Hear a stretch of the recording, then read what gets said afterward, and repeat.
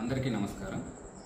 ఈ నెల 9వ తారీఖున బంగారపాళ్యం మండలంలో మ్యాంగో మార్కెట్ యార్డ్కి ఎక్సీఎం గారు వస్తున్న దృష్ట్యా ఇప్పటికే పోలీసులు పర్మిషన్ ఇవ్వడం జరిగింది. ఉన్న కండిషన్స్ అన్నీ కూడా చాలా క్లియర్గా ఆర్గనైజర్స్కి మరియు వివిధ ప్రాంతాలలో ఉన్న లీడర్స్కి కూడా చెప్పడం జరిగింది. అయినప్పటికీ కూడా ఇప్పటికీ మండల స్థాయిలోనూ మరియు అసెంబ్లీ కాన్స్టిట్యున్సీ స్థాయిలో కూడా ఎక్కువ సంఖ్యలో మొబిలైజ్ చేయాలని చూస్తున్నారు.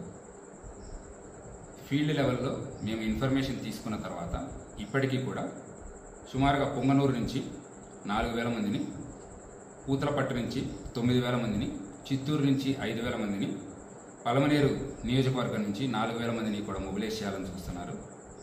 పోలీసులు ఎంతగా చెప్పిన తర్వాత కూడా బైక్స్లో మొబిలైజ్ చేస్తామని అన్ని రకాలుగా ట్రై చేస్తున్నారు.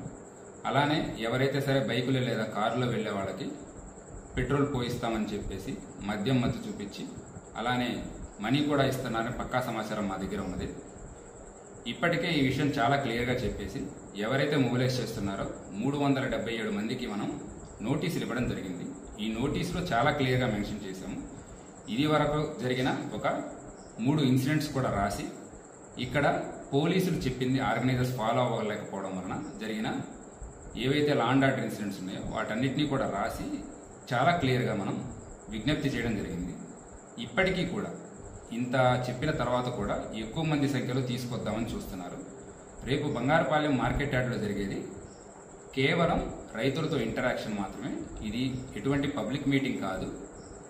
ఇంతగా చెప్పిన తర్వాత కూడా ఎవరైనా మొబిలైజ్ చేస్తున్నారని తెలిసినా మా దగ్గర పక్కా సమాచారం ఉంటుంది. ఏరియా మొత్తం కూడా డ్రోన్ నిఘాలో మరియు కెమెరాల నిఘాలో ఉంటుంది. ఎవరైనా ఎక్కువ మందిని మొబిలైజ్ చేశారని తెలిస్తే వాళ్ళ మీద కేసెస్ రిజిస్టర్ చేయడం జరుగుతుంది.